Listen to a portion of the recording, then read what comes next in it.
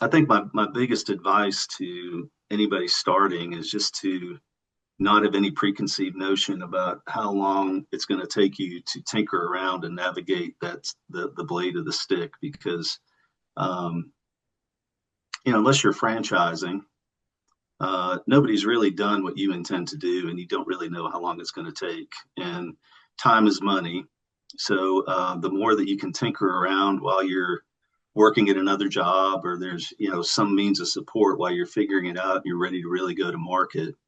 You're really going to help yourself by giving yourself a lot of time to get some things figured out. And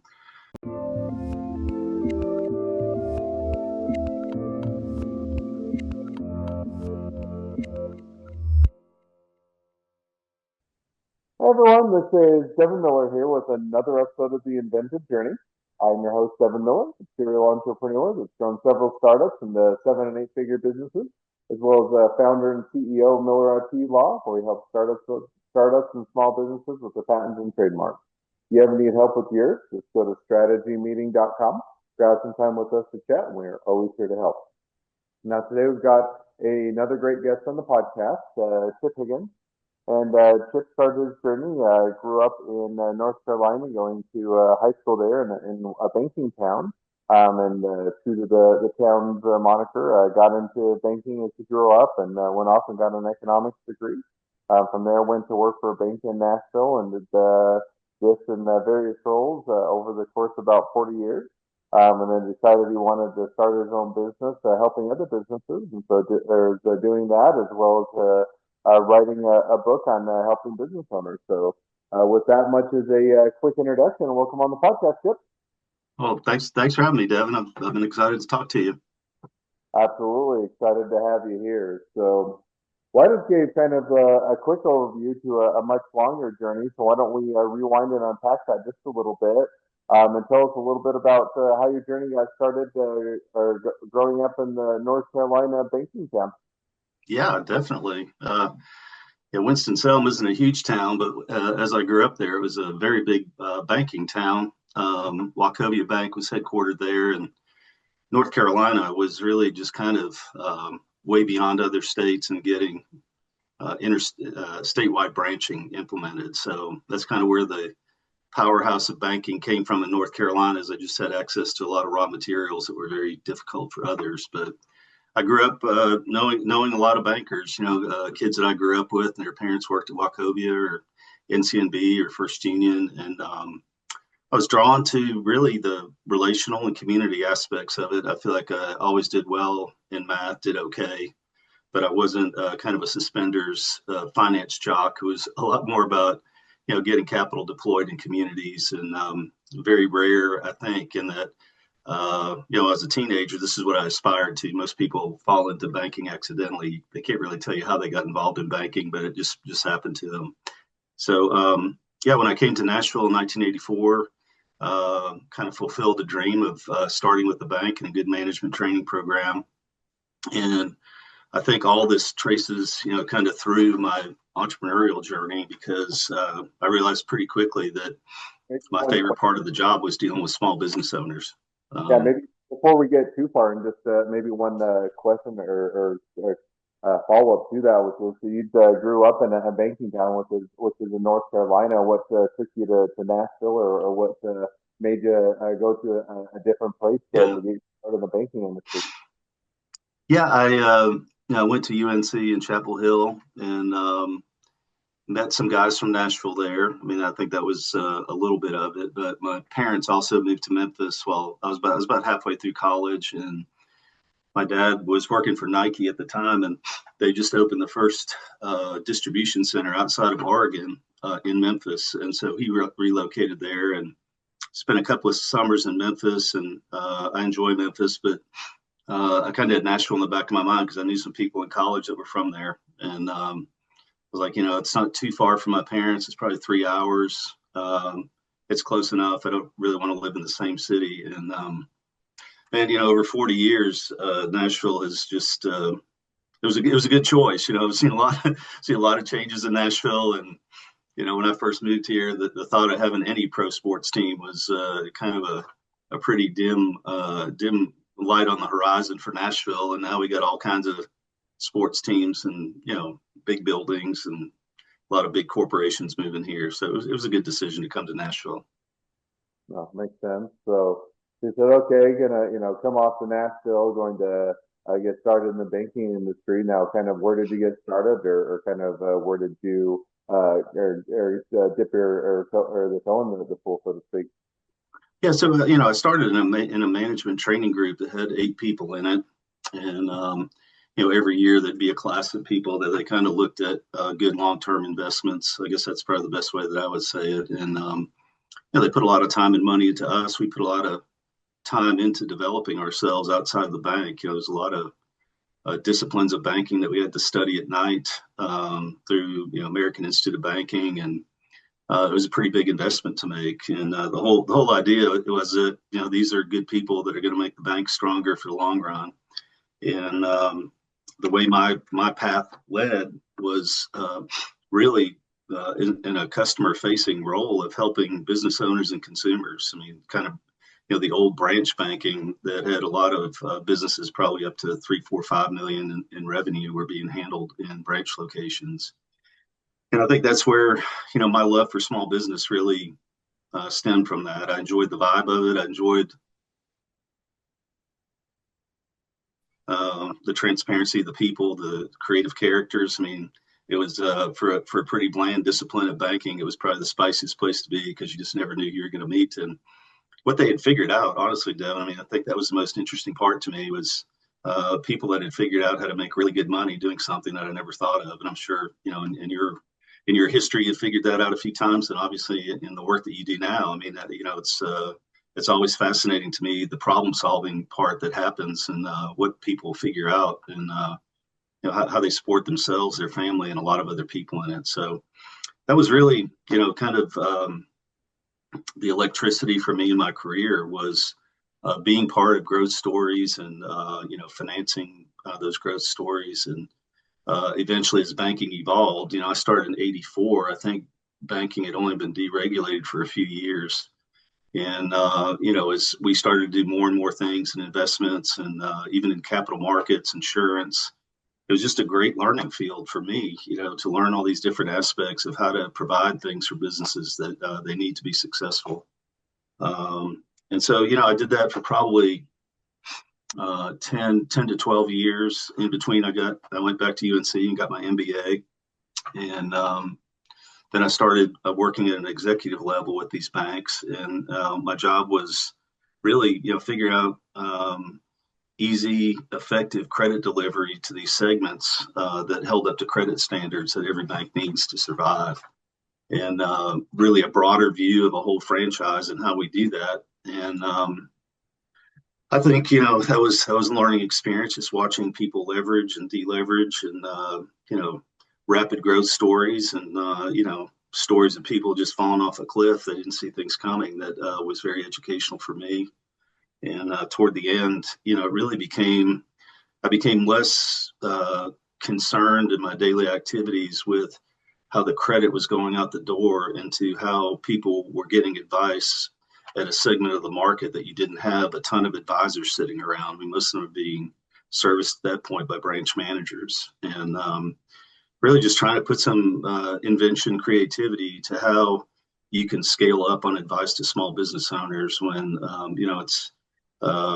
it's a profitable segment for banking. There's a lot of margin in it because of the deposit base.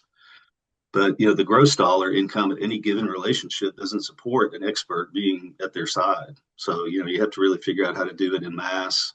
And we did some things at Pinnacle Bank that I worked at that I think were fairly unique.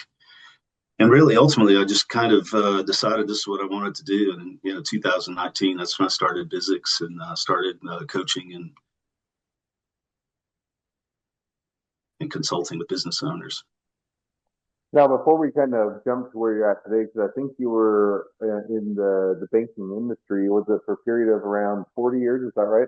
40 years, right? Yep.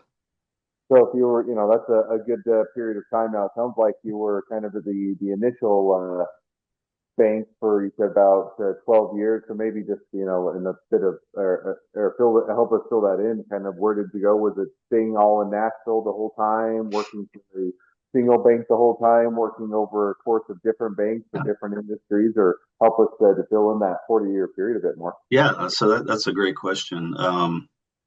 Yeah, I think I worked in Memphis for 2 years after graduate school. Other than that, the entire time, if you extracted graduate school and 2 years in Memphis, the entire time was in Nashville. But I did work for multiple banks. I think that is symptomatic of our industry that, when I started, there were almost 15,000 banks in America. We're down to about 4,000. So, there's all of this consolidation, mergers, some, banks failing and being bailed out. The first bank that I worked for, First American, was acquired by AmSouth in, I think it was 2000, 1999, 2000, somewhere around there. I went to work for First Tennessee Bank, headquartered in Memphis, but I was working here. I was there for about 10 years. And then I worked at Pinnacle Bank for about 8.5 years. And they're now a $50 billion bank. They started here locally 25 years ago and grown to a $50 billion bank today. So most of my experience was initially with local businesses in Nashville, but as my responsibilities grew, it was more the entire state of Tennessee is what I was touching. And then at the end with Pinnacle, after a acquisition headquartered in North Carolina, they gave them access to Southwestern Virginia, North Carolina, South Carolina, just that whole footprint over there were businesses that I've interacted with. And I've never been in a specialty. I mean, I think that's part of the appeal to me is I've never been a healthcare person or a manufacturing person. It's really Main Street America is what I'm used to dealing with, and that involves a lot of different things, and a lot of different niches, as you know. But it made life lively to try to figure out how to help so many different kinds of people. No, that makes sense, and so it sounds like a good evolution of the journey throughout over the years. Now, at some point, you mentioned, we're over that period. You decided to kind of go out on your own or start your business. Now, you've been in the banking industry for 40 years, working for others, working within that industry. Kind of what motivated or led you to kind of go out, do the consultation, or otherwise kind of go in that different direction? Yeah, I think it was really an acute awareness of the need for advice. When I was at Pinnacle, we started a mastermind program on the book E-Myth Revisited by Michael Gerber, which I'm sure you're familiar with that book. It's very famous. But I got to sit in a lot of rooms with business owners talking about things that weren't deposits and loans. And it was surprising to me, for people that have been in business 15 or 20 years, how limited the help was, the idea generation for them over the years, just because of the cost of it. And there's a lot of great organizations out there. You got Vistage, and you got EO groups, and a lot of these businesses are fairly constrained. And with the advent of the internet, I just found that a lot of them were self-sourcing information. It wasn't always the best information. And so I just felt a call like, this is something I can do. I don't need to work at a bank to do this. And I stepped out to do it. And you talk about headwinds. I think I started in July, August of 2019. And so by February of 2020, COVID hit, and no one was dreaming a big dream at that point, Devin. It was kind of like PPP money was rolling out, and everybody was just trying to survive. And I actually ended up going back into banking for 3 years with three different banks. But I wouldn't let go of this vision I had of talking to people in a very simple way about business growth by using the momentum formula. And 2024, April of last year, I published The Bizix Way with Forbes, which is, it was Amazon bestseller before it came out on pre-sale, and continues to do well and get good reviews. And I found that to be a really great fine-tuning process for me about all the principles that are involved in this. and really very helpful in the coaching part of it because it's a roadmap. It's sometimes it's hard to deliver ideas to people in a short period of time, but the book just kind of put everything down in one place where people can follow it, and there's a lot of tools and resources in there. So that's kind of how I ended up doing it. It's what I enjoy the most at this point. Banking, banking and the cycles that our economy goes through, and even the banking industry goes through, can be extremely difficult at times. And I found that I just didn't have the energy for downturns and working out of situations that were either poorly underwritten or poorly managed. And there's a lot more on the upside to what I do now, and just trying to get people to a better place and really fully realizing whatever entrepreneurial dream that they had. I mean, that's fundamentally what I do, is to try to make that vision a reality. No, makes perfect sense. Now, you mentioned so you started to kind of go out on your own, then everybody kind of hit COVID, went in survival mode, figuring or kind of seeing how that will play out. And you went to work with, three different banks over a period of 3 years, as well as during that time you wrote the book, which is still out, I assume, today. Now, are you still at the other banks? Did you re-engage kind of with the dream of being or doing your own consultation? Is that full time gig, or kind of catching up a Yeah, bit, kind of where right. things are at And today? yeah, I've actually, on my chart is partnering with banks. I think banks are all over the map in terms of the level of advice that they give. I think every bank has a website with information on it, but in terms of what they ask people to do and being in an advisory capacity, you can go from, hey, all we want to do is collect money and lend it out, all the way up to, we've got a capital markets group, we do M&A work. I mean, so it's, there's a broad spectrum. And I'm actively seeking partnerships with banks around my book to use it as a tool that makes it easy for them to be in front of clients and give them good ideas to run their business as well. So we have that, and then there's definitely a leverage point there with all the bankers that I know and all the customers that they have, that this could be additive to them. And then I've also built a community on Mighty Networks for people that just want to go deeper on the book. And the book has access to a lot of tools. If you buy the book, you get a QR code and find those. But I found that it's hard to do that in a vacuum. So I wanted a community where people could work on things together. And it's called the Bizix Ideas Hub. And it's pretty cool. I'm starting to drop some AI agent technology in there that's based on my book, that really makes it easy for people to sort through ideas. And for my age, this is fun. It's fun to learn new things and feel like you're not totally washed up and at the end of the road. It's an exciting frontier for me. So. No, it sounds like it's a fun place to be, and maybe just kind of building on that. So, having enjoying it or being a fun place to be. If you're to look out kind of over the next 6 to 12 months and kind of where things are headed versus where things are at, kind of where do you see the next 6 to 12 months playing out? I think the next 6 months is really increasing access to the book through numerous partnerships, and trying to get this book to come to life for people. And if they, I feel like it operates at many levels. I've seen people take a book and fully implement it. I was talking to a guy a few months ago on 4 disciplines of execution. He bought the book, and that's what they do at his company. They figured it out on their own. So there may be some people like that. But the more people know and want to experience it, I hope I have a community of several hundred to 1,000 people that are really on fire to make the most of their entrepreneurial dream, and get some good ideas to make that happen. So I think that's what I'm really focused on now. And it's a challenge. You started so many businesses yourself, Devin. I mean, it's just it's a little bit of whack-a-mole here at the start about what's the most important thing, because I enjoy speaking on the book in front of people. I enjoy coaching people too. So it's kind of like, 2 very different ideas and marketing strategies that you got to be working on simultaneously. No, definitely is always a good evolution, different every time, and that's part of the fun of it. So it sounds like Yeah.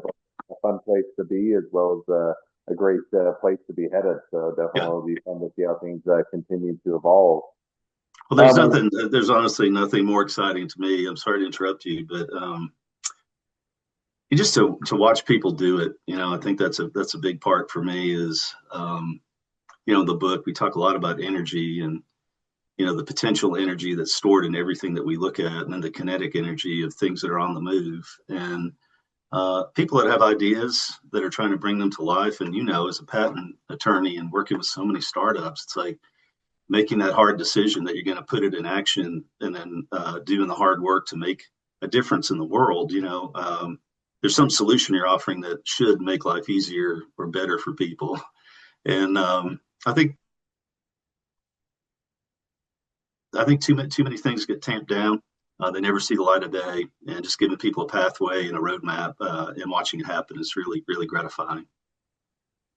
no, that's definitely, or wouldn't, or couldn't agree more. And there's a lot of things that go into running a business and making it a success.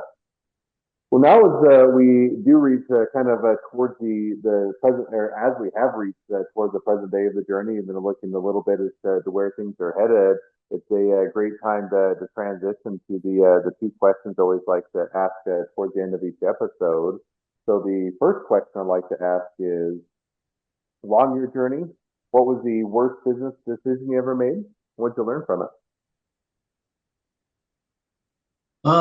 The worst business decision I ever made was not related to physics. It was a startup that I tried about 15 years ago that was a publication for a sports publication.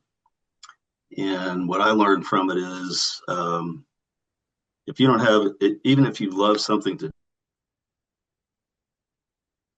death, you love the idea of it, if you have no experience at it, you really leave the dream in the desk drawer, because knowing the market, knowing the supply chain, knowing the demand for different things is absolutely critical. And I just feel like you've got to leverage up knowledge and experience to start a business. And it went nowhere. It was a big waste of money. But by God, I had a business card. That's usually the most exciting part of starting a business. You get the logo. Feels like, So that would be my biggest mistake. And then I'd say, if I could offer one other mistake that is current, if we have time, do we have time to share this? Yep, go ahead. I think my mistake, it's not my biggest mistake because I gave you my biggest one, but my mistake right now has been trying to do too many things at one time. And I just think there's a progression in businesses where the core thing that you do will lead to other things. And I think that, I'm simultaneously starting a speaking business while I'm expanding a coaching business, and also building an online community that has all kinds of technology aspects to it. And it is definitely a whack-a-mole kind of situation where I would rather watch one thing come up, very confidently, than to grow a little bit here, leave it alone, start growing, trying to bring everything up to the same point. That has been extremely challenging. And if I look back on it, I probably would have waited a year on my community after I got out and socialized the book, and maybe some workshops and coaching and that type of thing. No, there's definitely some easy mistakes to make, great ones to learn from, and certainly interesting to hear. So that's certainly a great sharing of those. Second question now that I'd like to ask is, so now if you're talking to somebody that's just getting into a startup or a small business, what would be the one rule of thumb you'd recommend?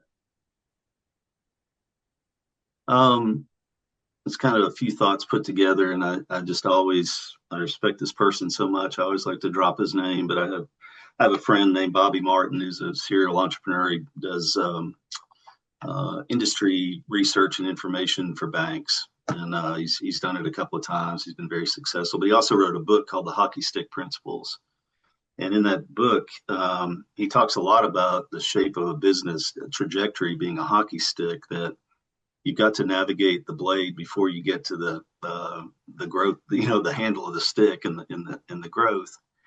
And I think my biggest advice to anybody starting is just to not have any preconceived notion about how long it's going to take you to tinker around and navigate the blade of the stick, because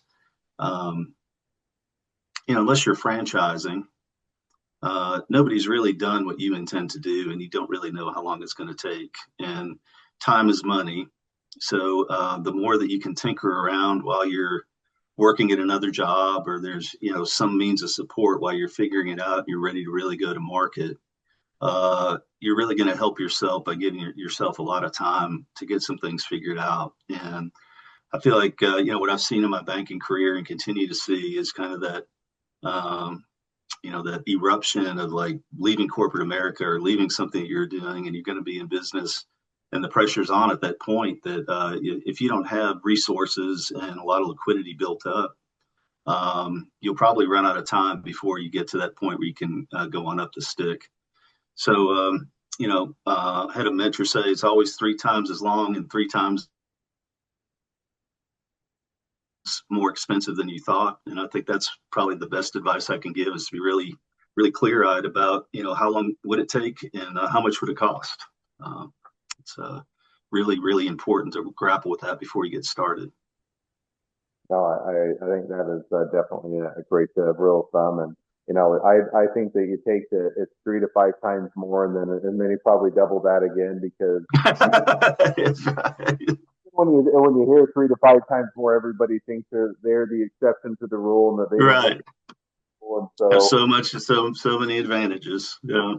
They'll usually still be too conservative on that. So I figure if you double it twice, then you're probably at least approaching something closer to what it is. Yeah. So that's a great rule of thumb.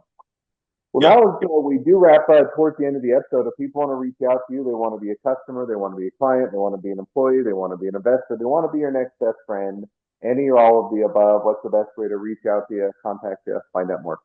Yeah, just chip.higgins@bizix.com. That's my email. Come to the Bizix site, bizix.com, and if anybody's listening wants me to speak on the book or do a workshop on the book, I love doing that. And usually the best way to reach me on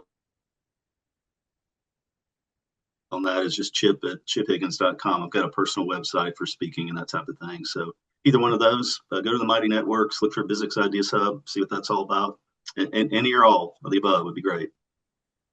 Awesome. Well, I definitely encourage people to reach out, expand their network, support a great business. If nothing else, and don't forget the book is on Amazon. So buy the book. Exactly. $15 right now, I think it is, and I mean that's a pretty easy investment to make. Absolutely, definitely encourage people to get a new mindset. Yep, absolutely. So yeah. Perfect. Well, as we do wrap up, thank you again for coming on the podcast. It's been a fun. It's been a pleasure. Well, thank you, Devin. Really, really enjoyed visiting with you. Absolutely. Now, for all of you that are listeners, if you have your own journey to share and you'd like to be guests on the podcast, we'd love to have you. So go to inventiveunicorn.com, apply to be on the show. A couple more things as listeners. Make sure to click share, subscribe, leave us a review. Helps us to reach even more startups and small businesses to help them along their journey to success. And along that note, if along your journey you ever need help with patents or trademarks or anything else with your startup or your small business, just go to strategymeeting.com, grab some time with us to chat, and we are always here to help. Well, thank you again, Chip, for coming on the podcast. And thank you, Devin. Even better than the last. All right.